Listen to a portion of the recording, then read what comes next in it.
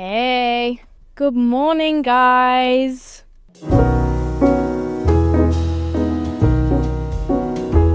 Guys, it's an extra special episode of Pretty Lonesome this week. Do you want to know why? Because I am filming this on my birthday. It's currently the 7th of July, which makes it my birthday, which makes it National Madeline Day, which makes it compulsory for you to say happy birthday to me, even though at the time that I put this out, it will no longer be my birthday. Doesn't matter, I get two. I wanted to film this because it felt right, okay? I called my mum, I called my dad, and now I'm calling you guys. I love filming these, I love talking to you, and I've had the week from, I'm not gonna say hell, that would be too much, but I've had, I've had an insane week, and I have to tell you about it before I lose my mind, okay? To put it simply. But it's my birthday, and I've also gone through this really weird, transformational way of thinking in the last 48 hours in regards to birthdays in general, because I'm a big birthday crier, big time, and big birthday freaker-outer in general. I think that I just freak out every time I have to remember I'm aging, or that aging sounds a bit much, but I just freak out every time I think about getting older and all of the things that implies, not just in my personal life, but also as a woman who understands currency, it freaks me out. And just in general, I've never liked my birthday. I'm always a big birthday crier, but I decided I'm so sick of it, and I snapped out of it about 48 hours ago, and I'm gonna walk you through what I did. But before I do, I have to tell you what happened to me this week that was so transformational and insane. Okay? Number one, I cut my hair. Do you like it? Thank you very much.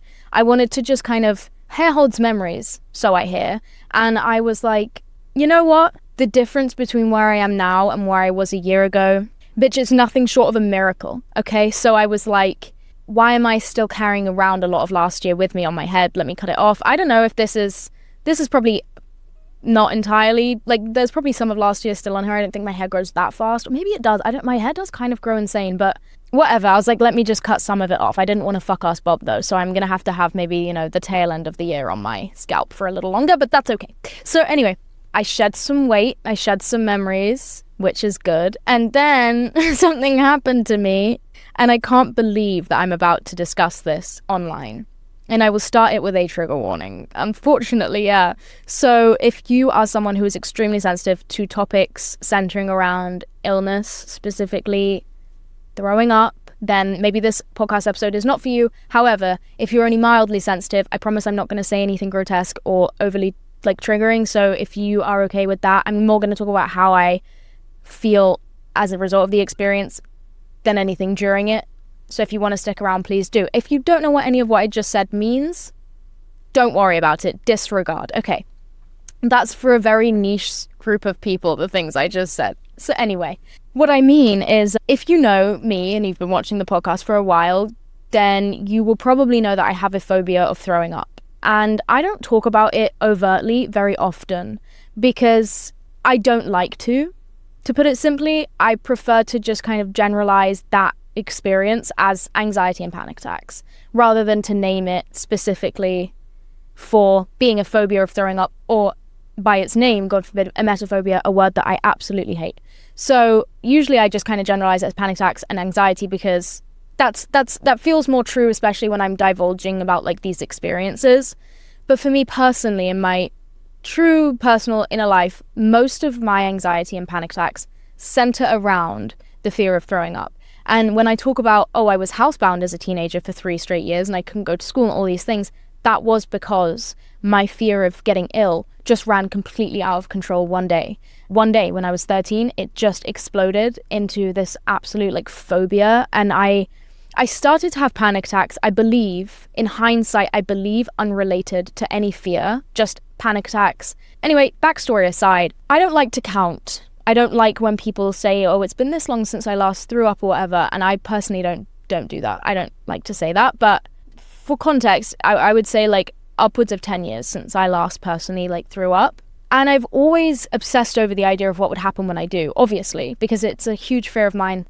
And I never knew what I would need in that moment. I didn't know if I would want to be alone or with someone. I didn't know if I would want to be, home or not home, or what would make that situation better for me. I just couldn't predict it. I couldn't even think about it for too long without my skin getting hot. And it just almost felt like a reality that was so deeply scary and terrifying to me, but I'd gone so long without it happening that I was like almost a bit detached from the idea that it could. Like, I knew it could, and I would panic all the time about the fact that it might, but it just, I don't know, like, it was like, it just hadn't happened. And I was very grateful for that, despite the fact that I do drink a lot. I do, a lot. When, not a lot as in common, but when I drink, okay? I'm not a bitch who really and truly knows my limits, and that's why I don't drink that often, you see, because I know my limits when I'm sober. The second I'm drunk, I forget them, and then I end up with a horrible hangover.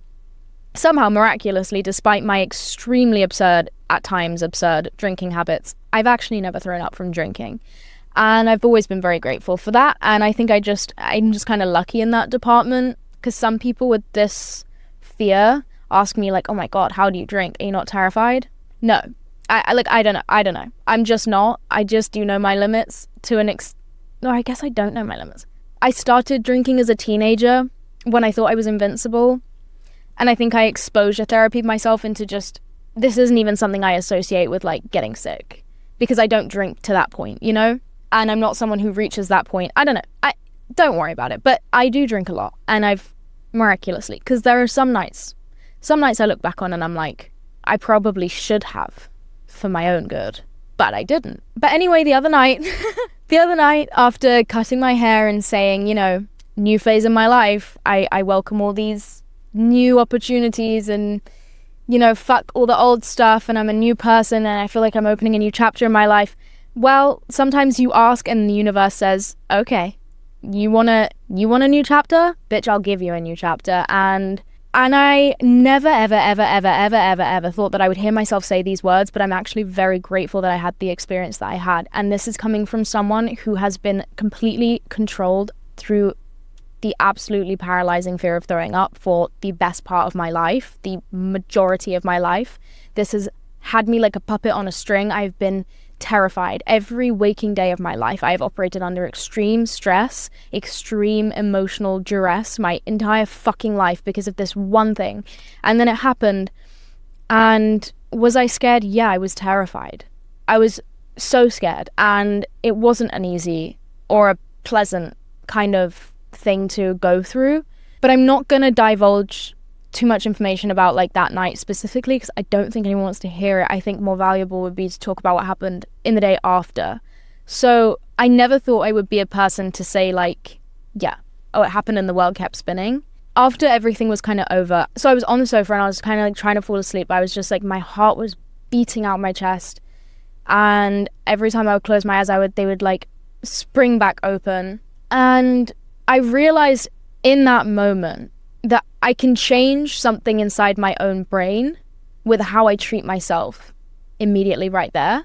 Because for whatever reason, I have never, ever felt safe around this kind of stuff. I've always felt that it poses a massive danger to me and that it is the worst experience that I could possibly have. And so I was like, okay, you know what?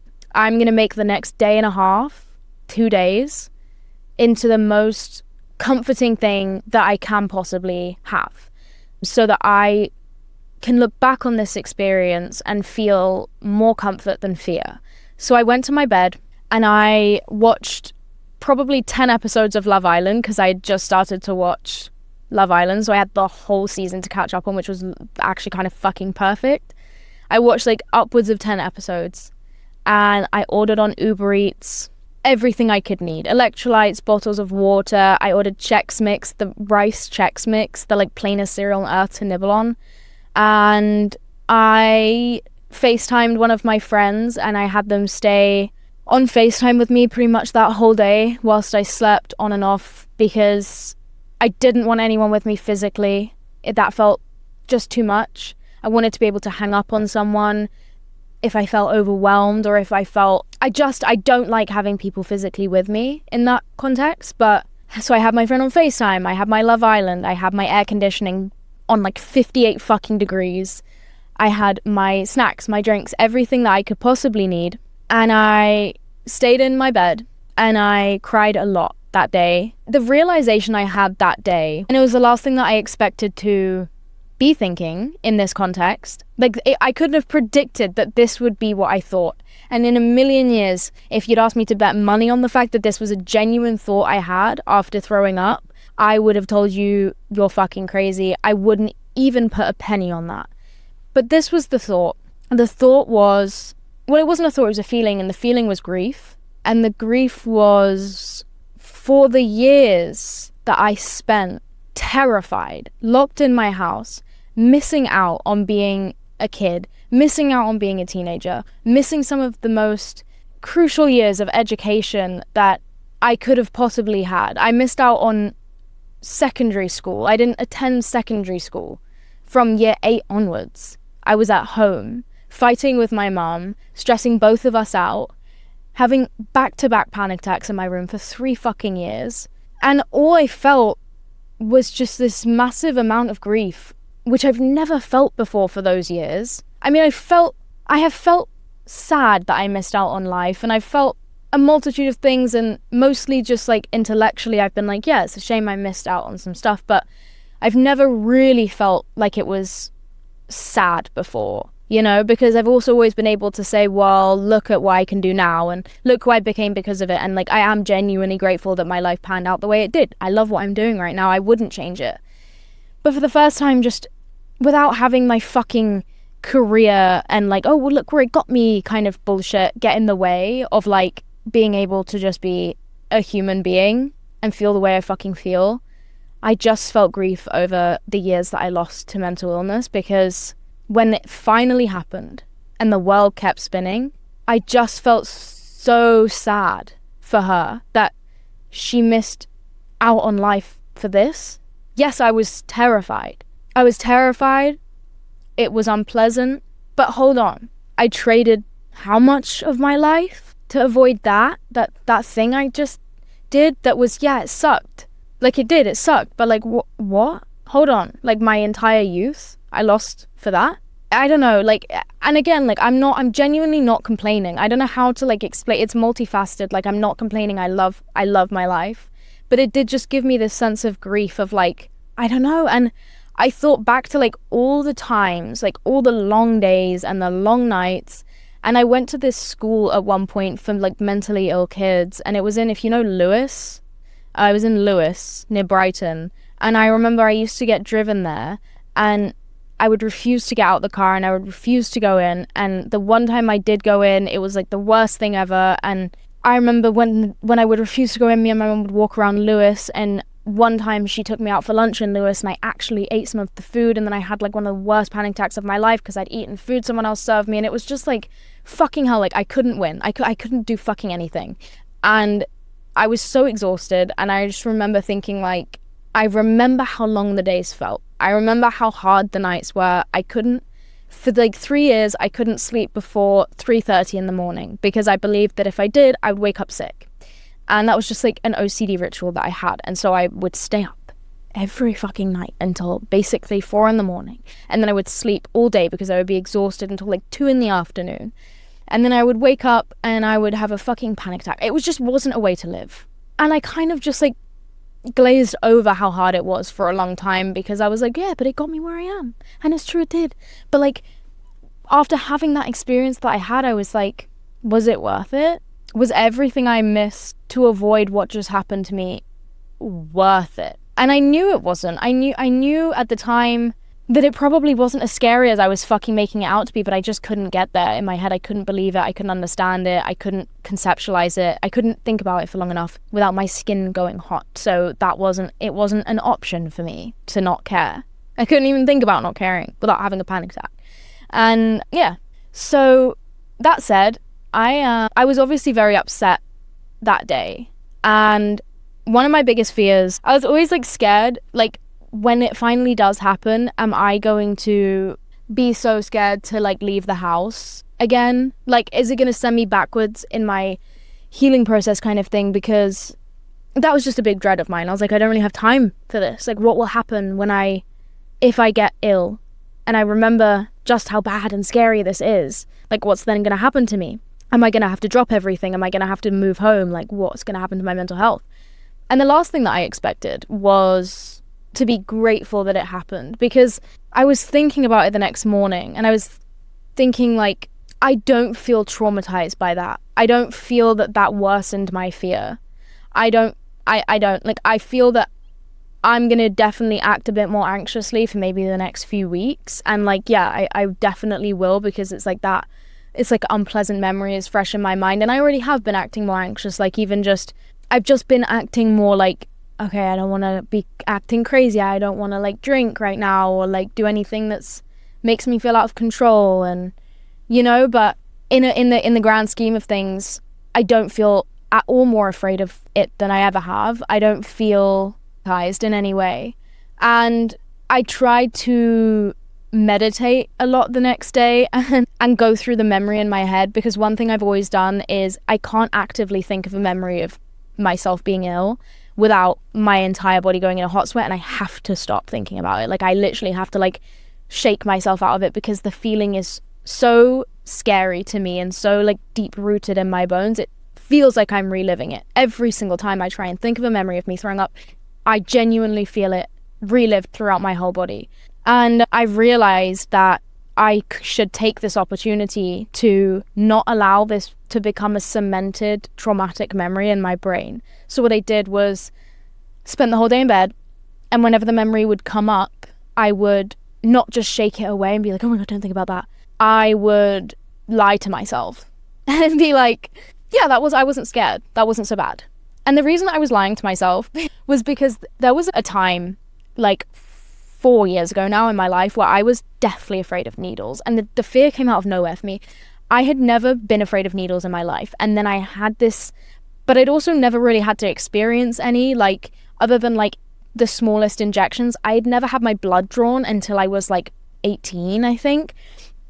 And I got my blood drawn, and the lady fucked my shit up. Like, fucked my shit up. It hurts. But anyway, I developed like this big fear of getting my blood drawn off the back of it. And then when I was like 20, I had this health issue, and well, I thought I had a health issue, bitch. Of course I didn't. I was actually completely healthy, but I am paranoid. So I was like, unfortunately, I must have cancer.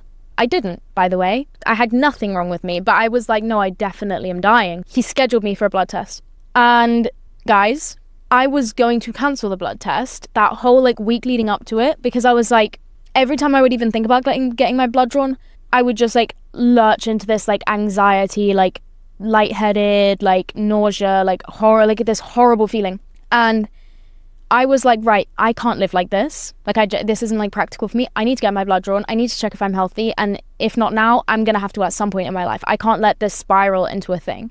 And so what I did for an entire week was just fucking lie to myself, because it wasn't like a deep-rooted fear. It was kind of new to me. So I was like, I reckon I could just like undo this. And so I lied to myself, and I would go on these hot girl walks, which I used to go on religiously every single day. And I would go on these hot girl walks, and I would say, I'm not scared of needles. I don't feel uncomfortable when they pull a needle out. And I would just like, I can't remember my exact words, but I would just go through these mantras. And then I would imagine the last time I got my blood taken, and I would imagine myself just being calm, and I would think of that memory, and every time my body would get hot, I would go, no, like, I don't feel uncomfortable at all. Like, it's honestly like a really easy experience for me. And I persistently went through my brain, and I was like, I'm not scared. I'm not fucking scared. I'm genuinely not scared of needles. And I did this like for a week, and then I went to go get my blood taken. I took a Lucozade, a bar of chocolate, and I asked the lady for a butterfly needle, but she took my blood. I was completely fine. I have never had a panic attack getting my blood drawn since. And I think it helped that she gave me a good experience, but the fact that I even sat my ass in that chair and gave her my arm, revolutionary for me at the time. Like, I that wasn't going to happen a week prior. And I had my earphones in, and I was watching TikToks on my phone and like looking away, and like I was scared. I was very scared. I was very uncomfortable, but I did it. And then I just haven't had that same like fear response to needles since. Do I like getting my blood drawn? Not particularly. It does make me a bit sweaty and nervous, but I definitely don't anymore get the big scared, like big anxiety response. Like, you guys even saw me get a fucking IV that one time when I was at Coachella. Never done that again since. Got that IV, passed out because, I don't know, like, maybe I am more scared and I just didn't even know it, but I passed out from that fucking IV because I think IVs are like a step up for me. Like, please don't put liquid in my body. That's disgusting. I shouldn't know. But yeah, I passed out from that IV, and that didn't give me a panic attack. You know what I mean? It's like I still had a strange response, but the fear element wasn't there, because it's like I trained myself out of thinking that these things are so scary by literally editing like the adrenaline response that I was giving every single time. And so what I did for the entire day after I threw up was I did replay that memory in my head a lot, and the exact feelings and the exact kind of like what happened, and calmed my body every time I would think about them, so that it learned something new and it didn't put that memory in the back of my mind as this horrible, terrifying thing that had happened to me, but more as like an easy experience. You know, if anything, like an experience that was, yeah, it wasn't lovely. I wouldn't like to do it every day, you know, but it wasn't the near-death experience or the actual death experience that I had predicted it would be. And so I tried to just kind of align my body with that feeling, and also just treat myself like, I don't know, like a toddler that had the day off school because they weren't feeling very well. Like, I got snacks, I stayed in my bed, I cried a lot, and I cried because I think I was just completely overwhelmed. I was crying because I felt this sense of grief that I spoke about earlier, of like, oh my God, that's what's ruined years of my life. Yeah, it wasn't good, and yeah, like I don't even know if I'm going to act differently in the future. I probably will still act out of fear and still employ all these OCD methods and still freak out, but this is why I'm fucking being ruled by like that. Because it was such a conflicting feeling. I was like, yeah, I'm terrified of it. I was terrified in the moment. But even with that terror, it seemed suddenly like I had been wrong to rule my life in that way, or to let something like that rule my life. And then I think I just cried because I was scared. And like every time I would feel the need to cry, I just would let myself, because I was like, it's such a big emotion for me. Like, to do that and to do it alone after all these years and all this expectation and terror and fear, and to be able to hold myself through that experience and to come out of it not just alive, but better, dare I say stronger, dare I say more assured, more self-assured that I can handle that, and that I can hold myself through that experience, and that it's not something that's gonna make me gouge my eyeballs out and rip my hair out my head and do something that I can't even comprehend because I'm so crazy and terrified. It honestly like was such a transformative experience for me, and it was so valuable. And that is just the last thing I expected to ever fucking say, ever. And it's very interesting. Like it was a very, very, very, very, very interesting week that I've had. And yeah, like I said, I was crying just every time I felt it, because I know that there is a very deep wound somewhere within me, a very, very, very, very scared child somewhere in me when it comes to this specific topic. And not just a scared child, bitch, there is a scared every version of me in there. Like, this has been with me. This is like I said in my anxiety video, this is the only consistent part of myself. Every version of me that I've ever known was inside of me and was scared. And I was able to comfort them all, which is very special. And I'm very proud of that. And what else? Yeah, it's not what I expected. And so I've had an emotional couple of days where I've just been like, they felt very personal the last few days. They felt very intimate. I've not had anyone in my life that I feel that I could explain what I'm going through to, because to be misunderstood in that moment felt like just too much. Like I didn't even want to tell anyone, because I didn't want to be misunderstood. I didn't want to be misheard. I didn't want to be misspoken to. It felt like I was so bare and vulnerable for the days after that anyone saying the wrong thing to me, anyone doing the wrong thing around me would just make a permanent mark on my soul. Like, it genuinely felt like I was just ripped open and completely vulnerable. And so I would just stayed away from everyone. I stayed in my room and I watched fucking the entire series of Love Island, and I journaled a lot. And I think that was the right thing to do. I didn't even tell my mum that I had thrown up until like basically 2 days after. I just didn't tell anyone. I was just like, let me just deal with this alone, because I need to control this narrative. I need to control who tells me what about this experience, if it was scary, or are you okay? Like, I don't want anyone to even ask me if I'm okay. I don't want anyone to reinforce a belief to me that they wouldn't or should. I don't want anyone to reinforce a belief to me unknowingly by asking if I'm okay, by having a, oh my God, are you okay kind of reaction. Like, I just literally shut the world out and just dealt with it alone. And the only people that I spoke to during that time were my friends who I knew for a fact would be like, oh shit, bitch, are you okay? Like, that was the response I knew I needed, of like, no fucking way, you threw up? And for me to be like, yeah, like I couldn't afford anyone to step wrong around me. And so, yeah, I've had an intense week, to say the fucking least. And you know, it came a couple days after I decided to cut my hair, which felt oddly symbolic of me being like, yeah, new phase in my life. Yeah, for sure, new phase in my life. And now it's my birthday. And it's definitely a new phase. And then the aging thing that I was talking about was, I've always been freaked out about aging and just like getting older. And like, it just feels like painful to get older. I don't know, like it just is scary to get older. And I spent last year crashing the fuck out around my birthday. I was just like, I just don't know how to deal with being this age. Like, this age doesn't feel like me. And I can't believe I'm really going to keep having birthdays until I'm old. Until I'm 100, like what? Like that, I think it was the first year I'd realized, oh my god, the years keep coming and they don't stop coming, like Shrek said. And I was like, oh my god, what? And then this year, I was acutely aware that I was probably going to freak out around my birthday. And then it got to my birthday week, and hey, something more important freaked me out, which was honestly a nice distraction from the pending crisis I was going to have over my birthday. I actually got interrupted and they were like, hey, freak out about something else, bitch. And I did. That was good. And then when I kind of came down from that whole experience, it was yesterday, which was the 6th of July. And I was like, fuck, my birthday's tomorrow. Now I have to freak out about this instead. And I don't know if it was that previous experience making my birthday now just seem like not a big deal to me. And I'm like, I don't think you could, I'm just happy to be alive today. Like, I'm actually just like happy to be here, guys. I can't lie. I really am in no state to be crying about fucking turning another year older when I just had that experience. And like I'm just genuinely just not about to be sad about anything right now. Everything else seems like a non-issue. In fact, I'm quite thrilled to get another year on this earth.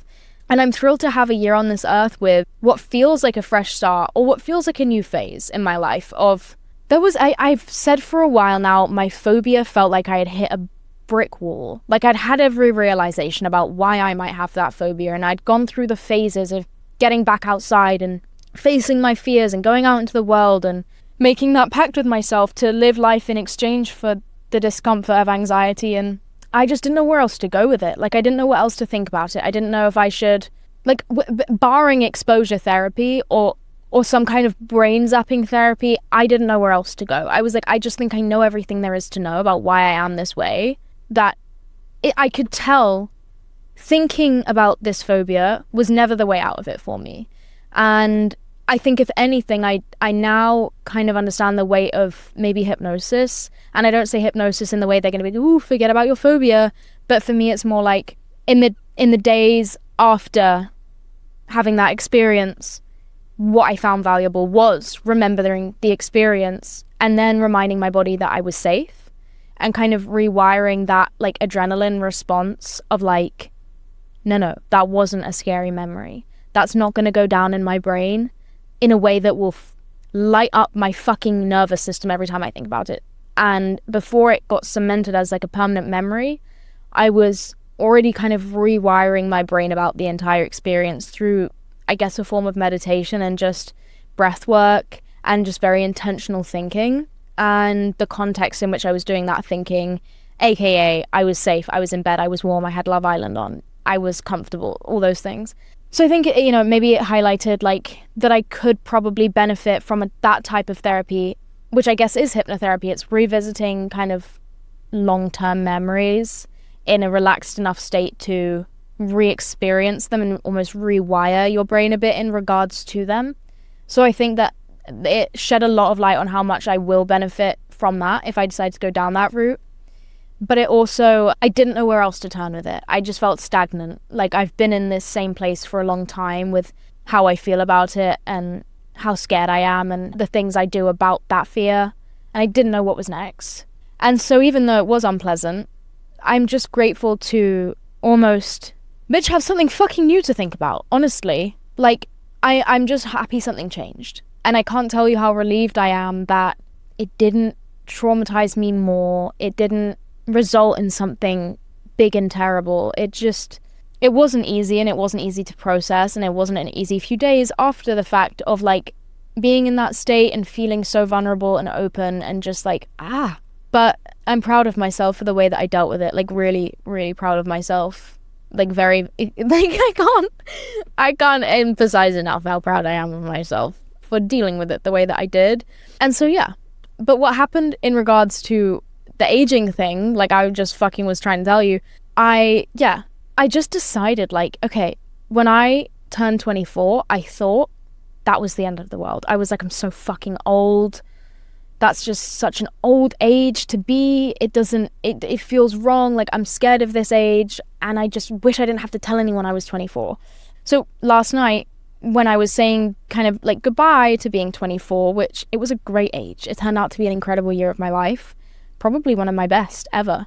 In fact, fuck it, the best yet. And when it came to like the final few hours of being 24, and I was like, okay, like, I always do these little rituals on my birthday where I'm like, I say it for the last time without being able to lie. So I say like, I'm 24 years old, because it's the last time I can say it without lying. And I'm like, this is so fun. I'll never be able to say this again without lying. And so I do that in like the mirror. It's like kind of creepy. I've always done it. But I was like, 24 sounds so young. And how silly of me to have been so freaked out by 24 last July. And then I was like, well, I'm freaked out about 25 because that sounds fucking old. And then I was like, but you know what? 25 is 1 year away from 24. And if I'm so convinced 24 is so young now, then 25 must be pretty young as well. And in a year from now, when I'm freaking out about turning 26, I will wish that I was on the edge of my 25th birthday again. And I will think how young I was and how I should have appreciated it more. And so I thought, fuck it. Fuck this. Fuck everyone. Not you, but like I've been acutely aware for some time of the fact that half of the reason that I do even have an issue with growing up, getting older, is because of the male gaze, and the fact that I know that as a young woman, I hold certain currencies, certain qualities as a young woman that gets me not just paid, but treated well in the world. I'm very clear on the things that give me the life that I live. And I know a lot of them, if not all of them, teeter on youth. I mean, most of them, right? I was like, why am I like going in circles freaking out about aging when I understand why it feels scary? And so I like stopped myself literally in my tracks. I was making my bed and I was like, fucking stop. Hold on. You're freaking out about aging because of all these things. So you know it. So acknowledge it. Stop going around in your head. Hold it for what it is. You're scared of aging because it's the gradual kind of decline in how easy the world is going to be for you to navigate as a woman. Ultimately, that's it. I don't give a flying fuck in my personal life about aging. I don't care. I'm still going to be me in 10 years. Like, I don't care. Realistically, when it's me alone in my room, do I give a shit that I just turned a different age? No, I'm the same person as I was 20 minutes ago when it was the 6th of July and I was still 24. Like, it doesn't affect me personally, so why do I care? Well, it's nothing to do with me why I care. And then I was like, you know what? If that's the case, I'm just going to acknowledge it right now and then drop it. Because why the fuck would I let that ruin my birthday? It's my birthday. Hello? And I was just like, I need to drop this thing that I have about getting older. Like, I really need to stop caring. I am who I am. I look how I look. And it doesn't matter. Like, it just doesn't fucking matter. And I was like, I'm so grateful to be here and to be who I am and to be alive after the fucking near-death experience I had this week. And I'm happy that I cut my hair and I'm happy that I get this fresh start. And I'm so lucky to turn 25. Why am I freaking out about it? Because of the currency that is placed on my youth. Fuck the currency. Like, fuck the currency. I want to enjoy my birthday. I haven't enjoyed so many birthdays because I spent them fucking freaking out about what it means, about how close am I to being devalued in the eyes of society. Bitch, not today. Not today. You know what I'm doing today? It's my 25th birthday and I'm going to go to Mel's, my favorite diner in all of LA, for a black filter coffee for lunch. Okay? And I'm going to celebrate the fact that I love my life and that I love who I am, and the fact that if everything crashed down tomorrow and I lost all of my currency, and I was 20 years from now, I'm wrinkled and no one pays me to talk on a podcast anymore because they all think we don't want to listen to her, she's old and she's got wrinkles all over her face because I'm never getting Botox again because it paralyzed me and it freaked me out. And if that's the case, 20 years from now, I like who I am as a person. I have so much fun in my own company that I'll get a job at Mel's if they'll let me. And I'll serve people and I will do all the stupid shit that I want to do in my life, and I'm going to have fun. I'm always going to have fun because I'm always going to have myself. And if my face ages, that's just my face. Like, it's nothing inside me is going away. And I get to enjoy whatever it is, my whatever internal like landscape of person that I get to be. I get to enjoy that forever. And if everything goes to shit, fuck it, I'll work at Mel's. But I don't want to work at Mel's just yet because I'm having loads of fun with this podcast contract. So I'm going to go just for coffee at Mel's. But do you know what I mean? Like, I'm going to think about how lucky I am instead of how scared I am today, because I am lucky, very lucky, extremely lucky, and I'm grateful to myself for carrying myself through such a big experience last week. And I'm sorry if this podcast episode was way too niche for some people or too scary for others, because I know this is a weird topic to come on and like talk about, and I don't know if I did a good job of talking about it. If I didn't, let me know, I'll retry. But yeah, that's basically my 2 cents on growing up and throwing up. That was fun. That was funny. Okay, what time is it right now? It's 1:34. How long I've been filming? 47 minutes. It's not very long time, but I posted that it's my birthday, so why are my Target hoes not in my DMs yet? What's that about? Posted that it's my birthday on my Instagram story like 2 hours ago now, so I'm a bit confused. Okay? As to why all of the wrong people are in my DMs. Respectfully, love you guys so much. Love you guys so much. Thank you for all the happy birthday wishes. Where are they? Okay, I have 2 Target hoes. And neither of them are there. Hello? Okay, well, that was a load off my chest this week, for sure. Yeah, I'm just gonna do this final bit. Guys, for my birthday, you'll see all this in a vlog, to be honest with you. So if you want to see my birthday vlog, you can watch that on my YouTube, but if you don't want to watch it and you just want a quick summary, I'll tell you what I got this morning for presents. My mum, she got me a miniature horse figurine because I kept saying that I wanted a pony for my birthday. So she got me one. And then she got me a nice diffuser for my house and what else was due? She bought me you know those horses that have like a wooden stick with little wheels at the bottom and then it's just like a horse head on top of the stick and kids like ride them around? Bitch, my mum got me and T, she got us both one. So we can ride them together, and guess what? We're gonna ride them on our Heelys. Yep.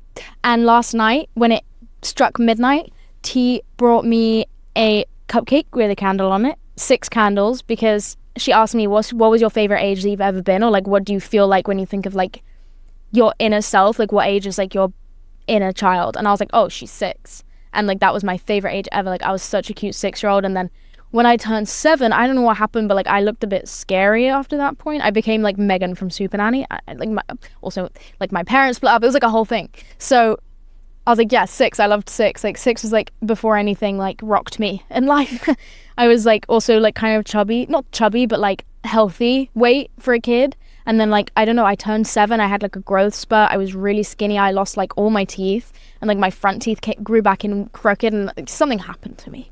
But so she brought me a cupcake with 6 candles and pink icing, and she brought me a book. And this is how I know the bitch is actually my soulmate. She brought me the birthday book. I think it's called the birthday book, or Happy Birthday to You or something, by Dr. Seuss, because she knows I love Dr. Seuss. She brought me that, and it's a whole book about birthday. It's a whole Dr. Seuss book about birthdays. I've never read it before. And then this morning she got me another Dr. Seuss. She got All the Places You'll Go, which is my fucking favorite Dr. Seuss book ever, second to a little bug that went ka-choo. So she got me All the Places You'll Go and the birthday book, and then she got me an ant farm because I love insects. So now I get to raise ants and watch them. And what else did she get me? Oh yeah, and then Millie, she's traveling right now. Millie's my friend from the Coachella vlogs. She sent me Uber Eats. She got me Dialogue coffee and a big brownie biscuit, and got T to put a candle in the middle. So I got a little cake from Millie, and I feel so spoiled. Like, I genuinely feel so spoiled and loved. And you guys want to know what's funny about growing up is you think that this shit won't happen to you, but it does. Okay, so in my house growing up, there was like this tradition. My mum never let us eat like sugary cereal at breakfast, but on our birthdays, she would let us have sugary cereal. And I was like, what can I do that's nice for myself on my birthday? I'll buy myself some cereal so I feel like I'm at home. So I bought some like cheap chocolate bullshit cereal and milk. And when I woke up this morning, I was like, I'm going to feel like crap if I start my day with sugar. So I made myself a healthy breakfast consisting of eggs, avocado, bread, protein, fats. And then Millie surprised me with the coffee and the cookie.